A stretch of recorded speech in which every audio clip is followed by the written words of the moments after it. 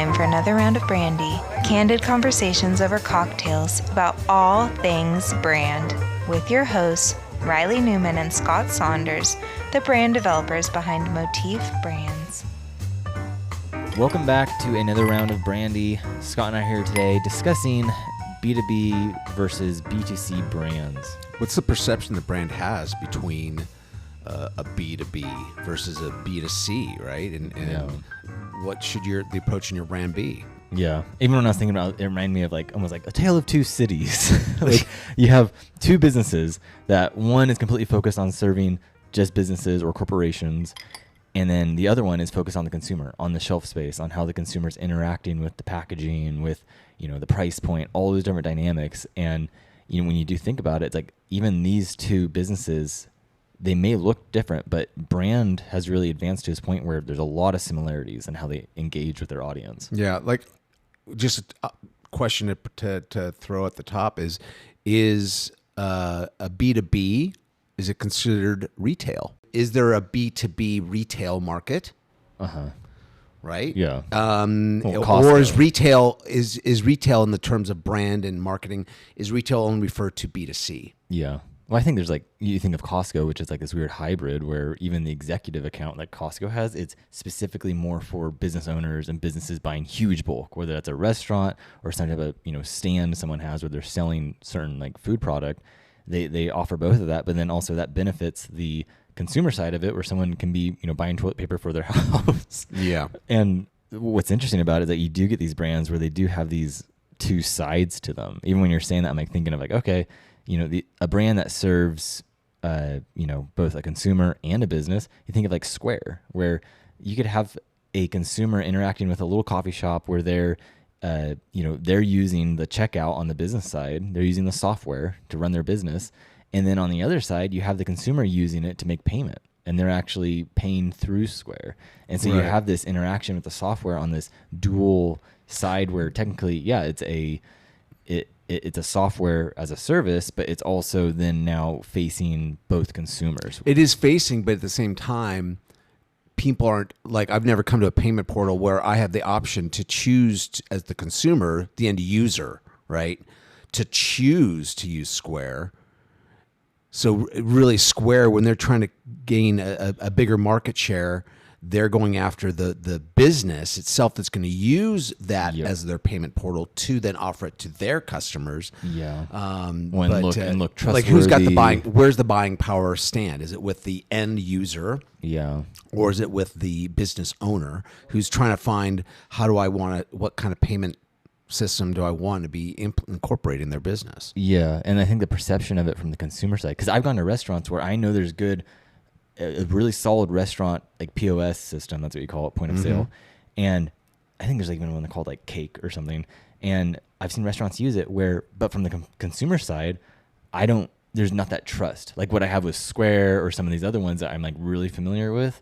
As a consumer, as not the restaurant, as not the business, I haven't been exposed to it as much. So then it's I'm kind of okay, this thing's taking my money, that's fine, it's making the transaction happen, but there's this lack of, I don't know, it feels different. Yeah. And I think there's something to be said on that front. But that kind of does pull around to what I was man, with the whole B2B and B2C, there's been businesses we've talked with where maybe they do serve other businesses and they go, man, I don't need to worry about brand. No, we just sell, this and that. Yeah. And we just because they're not businesses. fighting on a shelf space, right? Think Or they're not brand's having useless. they're well, I don't get I don't communicate to my audience through social media, right? We don't advertise. Or Right. whatever it so could be. because they're B2B, right? So therefore it's the mentality is then you don't need a brand. Yeah, right. But the reality is that you are engaging with the other businesses. It's that in a B2B or B2C, that number two, that is implying both a transaction, the business aspect of it, but then also a relationship that supplier has with that business. Yeah.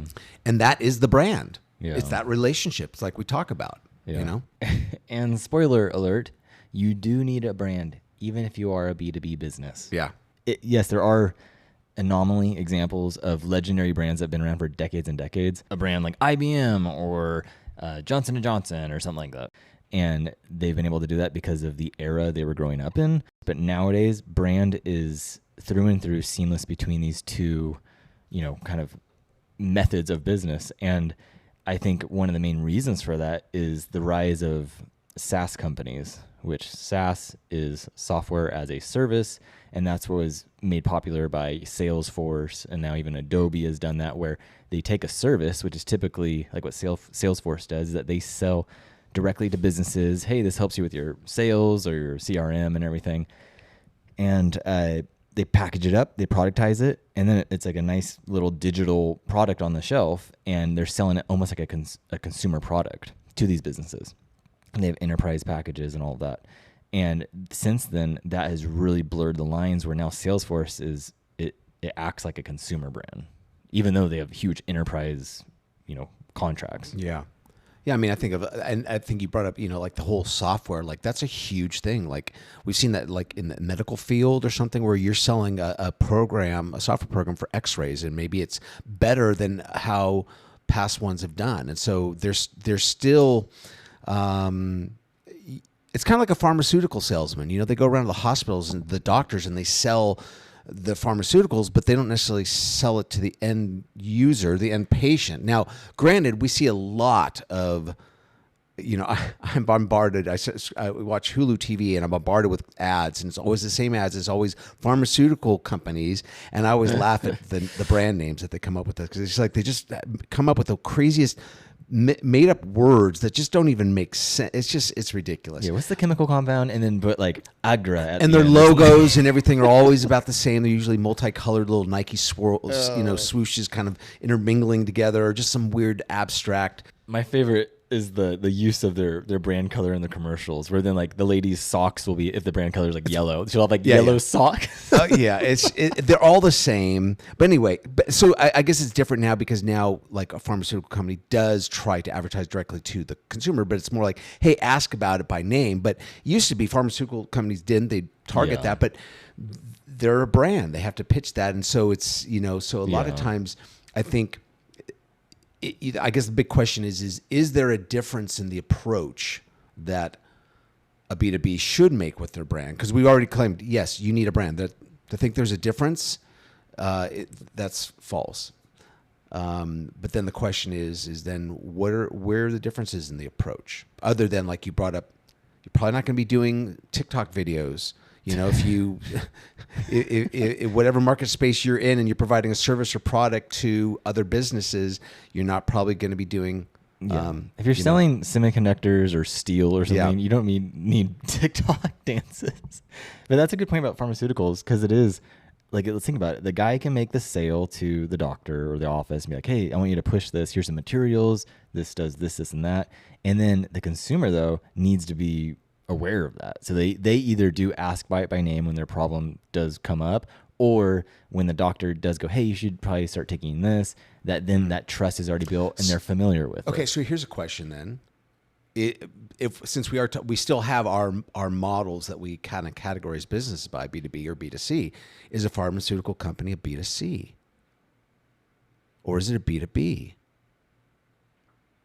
See, and here's the thing is, I don't think they're supplying the doctor's not buying up the pharmaceuticals at cost, lower cost point, and then turning around and selling it to the consumer. Yeah. So it's more of, I think I would, as we're gabbing about this stuff, I would almost think like, okay, a pharmaceutical company, it's probably more of a B2C, which is why I see consumer-based commercials for it. And they hopefully are trying to get the doctors to help be an advocate in the brand for the brand. Or it's a conduit they have to go through. Okay, like, so this raises up a question to then for like us, Motif, and what we do. We design and craft brands, right? So what are we? Is Motif are we a B2B? Mm-hmm.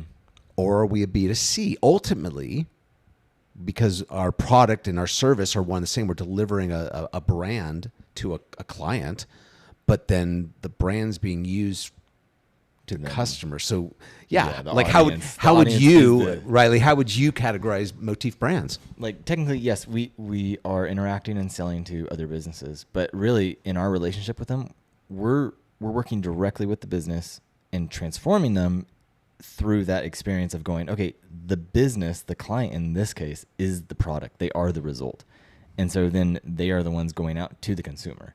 So just like we could design packaging for a product, that is the result, that goes to the consumer. So in a sense, we're taking that business and putting it in a little box and packaging it, and that is what is going to the consumer. So we are a B2C. Yeah. In business, I guess, huh? And just like in products, it's the three things that matter are position, packaging, and price.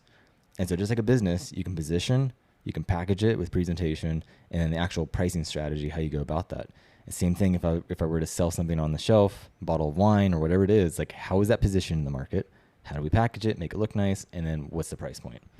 So it's great when we're talking about product-based companies, but now we're talking about service-based. So going back to what you just said, for those listeners that maybe have a service-based, whether it's a side gig or full-time, have a service-based industry, how are they packaging it? Right. It's not because like you said, like you're implying, that service that has to be it's their time, but you want to package it. You want to treat it as if it's a product, a good of sale. Yeah. Yeah. And that's the whole going back to, like we've said before, what Mark Andreessen said with Netscape is that the only way to make money is by bundling or unbundling. And that's what even Salesforce did when they started bundling things, or Adobe has done as Adobe went from licensed software to actually SaaS, is that they made the Creative Cloud suite. They started making these different bundled suites. So the same thing goes for a service business, is going, okay, what's our position in the market? What makes us distinct? And then how do we go ahead and package that by bundling or unbundling it so it's more specific to our ideal audience and their specific need? And then you're selling that service as that kind of productized service. You've turned it into something that's much more really consumable, like it's consumer friendly. Like for instance, what if because my mind's just thinking, okay, what are some B2Bs, like service-based business?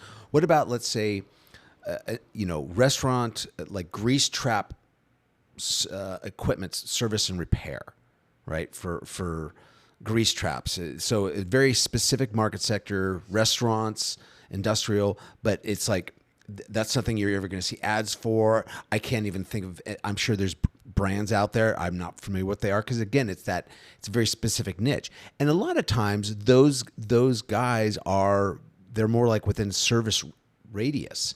So in other words, what if I guess what I'm saying is, what if someone that's listening to this right now is going, yeah, but I'm the only guy in town. I don't need to worry about brand. I'm the only guy in town. Right? Because either based on service or that's just it's a unique niche, right? Whether it's a gravel supply yard that all the landscapers go to pick up all their gravel and all their rocks and stones for all the landscaping, all that other stuff. There's one guy. Now maybe there's another guy in a different county, but then they got to pay for shipping, for freight, all of that stuff to get it down. If the one local guy is going to kind of corner the whole market, doesn't need to really worry about brand. Yeah. And that's typically, you'd see that probably more in something they're selling more of a commodity.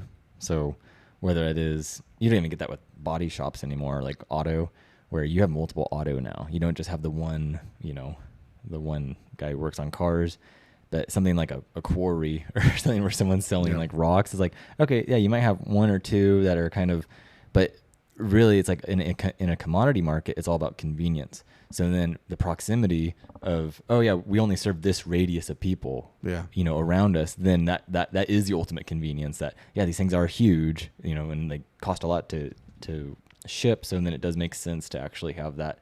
That's his angle on it. But that doesn't mean you can't invest more in the actual brand and perception of it, of going, how do we improve? We have the convenience thing on lock. We're the only guys in town who do this. We've literally, capitalize on the market, and so then how do we now build out further than that? Well, I think something to think about too is that with brand is the relational side of doing business. And so you could be the only guy in town, guy or girl, say you could be the only person in town, and that's great, but that's a very present today minded focus that possibly leaves you open to being blindsided, because if you are just about the business transaction, could care less about the relational aspect of it, thereby ignoring your brand, You leave yourself vulnerable for what about tomorrow? What about if someone does move into town? What if what if your industry is all of a sudden turned on its head, and now all of a sudden you do have competition before you didn't. And if that person is coming in with doing it better or doing it nicer or doing it just more professionally, they're already going to have a one leg up. And yes, you may have cornered the market, but you could lose that market share if you are ignoring your brand, even if you are the only person in town. Yeah. And I can't stand people like, oh, well, we're the only ones who actually do this or serve this. And it's like, unless that thing is actually patented or somehow, like protected in some way, it's like, dude, someone with a bigger wallet can come around and they can just open up shop under that same position and probably do a better job with presentation, better materials, better service. And like, that is a scary place to be, because it's like, you're not the only one.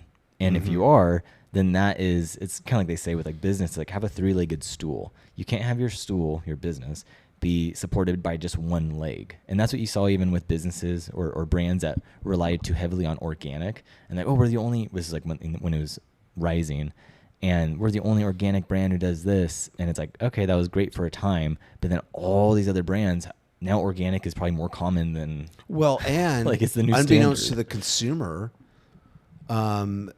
the legalities and lobbying, petition, all other stuff, the requirements for to get that label of being organic have loosened up. Where just again, terms that are buzzword terms that you can attach to your brand. We're sustainable. We're whatever it is. Or again, I predict that the new model is going to be more human made versus manufactured, AI generated, whatever it is. Now having human made is going to probably be the new hot buzzword for brands to utilize.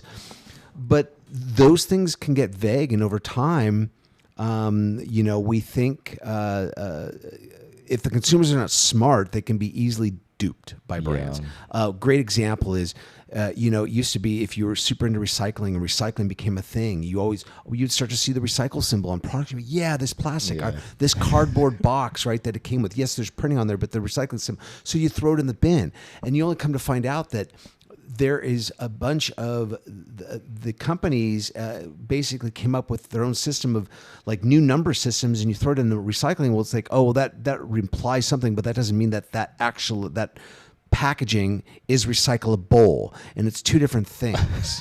And so there's a lot of stuff I even gone home, and now that I've been wised up a little bit, I'm going, wait, so just because it has that, but because it could, I forget how they did it, but the industry and the restrictions by which govern packaging symbols and things that people have to put on their packaging or are allowed to, it's broadened. So you think anything with, that kind of recycling triangle, arrows, things and numbers in them mean things. And it actually, it's kind of the company's way of making them seem like, oh, well, we're eco-friendly, we're eco-conscious, and recycled packaging and stuff, and it's not. And so regulations and buzzwords that for new contemporary things, they can mold and change over time. Yeah. And that's what, like, when you do think about a position, like going, oh, we are the only people in town or the only business in town doing this. It's like, that's not a good position, because it's not a moat. Like with every business, there has to be a moat around it. And that's either something that can be intellectual property, a certain way of doing something, or certain access, or just something that you can at least protect and try to make it so it's just yours. And whether it is B2B or B2C, it's like having something that makes you special. And that's where brand really does help carve out that side of the business. Because a business can only, it's like having a proprietary like way of doing something or intellectual property or something that's patented, it's pretty tricky. Having a secret formula, any of that, it's like, it's tricky. And then most likely another company will come around and copy it to a certain degree and get pretty close. And so it's like those things only get you so far in business, but the brand, the way it relates and like the human side of it, that's what can really set you apart. Whether you are B2B or B2C, it's like how that brand interacts, how they actually go about doing the business, right? It's like its approach to the business is what matters. And so when we think about like going back to B2B versus B2C, it's like the brand relates in both of these, especially now more than ever, because you do have this blurring of lines between, okay, yes, in a B2C scenario, you have a consumer making a purchase decision, whether that's a $20, purchase at Target or it's a $100 purchase online. It's like they're making the decision right there. They might talk to their spouse or whatever, but it's like they make that decision. In a B2B scenario, you have slightly different, where there could be an RFP, there could be a different method or process to it, or funding that you have to wait for or something like that. And usually the dollar amount is higher, but it still comes down to a human making a decision. And so you, as a brand, being able to relate and connect with them, no matter what their job title is, that purchase decision is most likely falling on a single person that then has to present it to the board or present it to a group of people and get it approved. But it's still a human making the decision. Yeah, it's a human, and therefore a lot of the things, the tools that we talk about brand utilizing to signal, right, to the human consumer of some sort, even if that consumer is the business owner, whatever, it's a human on the receiving end of those signals. And so things like what's important in their life, what do they align themselves with, what are the emotional stigmas that would draw them so that they're able to make a conscious choice between your brand and the next guy's brand for whatever that service or product B2B you're offering. You're trying to package, as Reilly said, package and present, and therefore your brand needs to communicate in much the same way to that business owner, just as it would a consumer on the street that's window shopping. Yeah. And again, this is like a little deeper dive on like the context of it, but getting in the head of your buyer and going, okay, this person, most likely their boss said, hey, go find a vendor. We need a vendor for this event. Go find someone who can cater the event or something like that. So they're going to get 3 selections because it's part of their job. Is that they go, I need to get some options, and then, get estimates from each one, and we can compare them. And so now they're lining your business up. Let's say you're a catering company in this, and they're comparing you against apples to apples. How do these all match up? And they're going straight to the bottom line.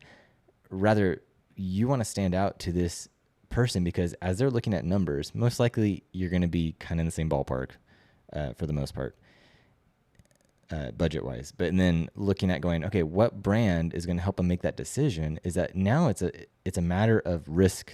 It's a matter of them making a decision and going, okay, is this vendor going to mess up? What are the chances of them actually following through on things, doing a great job, making us, the business, look good? Does the brand look reliable, legitimate? Yeah. Does it connect? Does it professional? It's just what the attention to detail, right? Yeah. Huge component. And if you see things where there's lack of attention to detail, especially in a caterer, it's like, oh, red flag. It's all the details, because that's what ultimately someone that, let's say, in the event business, it's about the details. Well, everything should be about the details. All brands should be about the details, to be honest with you. And I think that's where it's like, when I talk to businesses, sometimes they don't understand that, where every purchase it's risk. There's risk mitigation. That's why you do have businesses that offer, hey, 30-day money back or whatever. Like I'm thinking about buying one of the Remarkable tablets. They have a 100-day money back guarantee. And I'm like, that has pushed me that much closer to actually going, heck, I'm going to try this thing. Even though I already have an iPad. You've been pondering that decision for over a year and a half now, I think. I tweeted out, like, and even I'm getting like reviews from other people, and they're like, you should probably try it. You're doing it for this. But just pull the trigger. I know. But so then even the 100-day money back thing, I'm like, okay, that's tempting, because the risk has now been mitigated. It's not on me as a consumer. Like I could try it out for 98 days, and then on the 99th day be like, nah, and send it back. And but that alone, it's like that's in the consumer, the product, world right there. But same thing goes for even like this catering business, where it's like the business making the decision to go with your catering business or whatever it is. It's like there's risk in that for them. So then how do you offset that? It's not only a risk for the business of purchasing your services and making them look good, but it's also on the guy or girl who is, kind of given the job of going, hey, go find a vendor. Because if you make them look bad, that's going to hurt their job and make them not look great for their boss. So it's like, you want to make them look good. And that's why I kind of always go back to, is like, what the best way to make money is to help other people make money. And like, that's what Warren Buffett does, where it's like, everything you do is like helping other people look better and make more money and help them succeed in life. Is like, that's the key to it, where it's like, as a service business or even as a product business, if you're improving their life in some way, whether in convenience or quality or whatever, it's like you're helping them achieve what they're wanting, and that's just going to really reflect so much better on you. Yeah. So, the main thing I think we're wanting to address is overall kind of the fallacy that we hear of, especially B2B businesses going, no, I don't need brand. I don't need to focus that much on it. Yeah. And it's like, it just happens. It's just what it is. And it's like, that's just, to me, a very antiquated and short-term way of viewing your business, because you have so much more potential. Yeah. And that's a great word to use, potential. It's like if you're not focusing on your brand, you're not focusing on your potential of what you could achieve with your business. I mean, maybe you're one guy and you've got every hour of every working day is booked far in advance, and okay, then great. Then, this episode wasn't for you. Well, no, but most even likely, that, though, even that. Oh, wait, even that, because I've with service businesses, we're like, oh, well, I'm already booked up. My schedule's full. It's like, okay, you're being worked like a dog. You're getting paid hourly. You have your schedule's filled up. So what if you got rid of half your clients, reclaimed half your your life back and your freedom, and then you charge twice the amount? So now you're going to be you're making the same amount of money. You're working half as much, but you wouldn't be able to do that if your brand's not there to help with that perception of someone paying twice as much. Or if your brand, there? And I would say steering your brand into an area of more and more expertise and specialization in what you provide gives you that leeway to then increase your rates and thereby opening your schedule up, not to create greater volume, but as Reilly said, to maybe give yourself a little more time if it's a service business. Either way, I guess my point was there might be a one individual. It's like, I'm good. I don't need to grow my my service. Yeah. Okay, that's fine. And again, all of this is everything we say is nothing is step by step. Oh, here's a 3-step program to guarantee results and all that other stuff. Branding is it's amorphous. It's shapeless. It evolves. It changes. But you can still apply the same strategies and focus on how to utilize it. But it's different for every business and every, again, because it comes down to the power of branding to reach your goals. So you, as a business, even whether you're B2C or B2B, what are your goals, right? Yeah. And then utilizing brand strategy to help steer you and get you to one step closer to, or on the right track to achieving those goals. Yeah. So, and that's exactly spot on what Scott said, is that whether you read our book or you listen to these episodes, like, everyone has different goals. So copying someone else's, like you see a business in the news and you're copying their pattern of how they the went recipe. About it. Yeah, and it's like there's no recipe. Like there's no silver bullets, and that's because everyone does have different goals, and businesses should be ran differently. That's what's going to make you special. And based off your goal, if you want to sell your business, or like Scott said, if you're just comfortable and going, hey, I'm making whatever $150,000 a year, cruising along, and I'm comfortable, then cool. And I don't care about tomorrow. Yeah, don't care about tomorrow. Okay. I don't care about potential. Yeah. But that's cool. It's fine. It's totally good. More power to you. And that's why brand, again, comes down to relationship, and it's personal, and it's rather intimate. Oh. Well, hey, I think we've chewed enough on this. But thank you so much for tuning in. And spread the word. If you get a lot out of this, let your friends know. Post about it or whatever. We just again, we don't make any money out of it. We just like doing this. We like gabbing and hearing ourselves talk. And I'm glad some people like you do too. So until next time, check out for another round of Brandy on the next episode. Cheers. Cheers.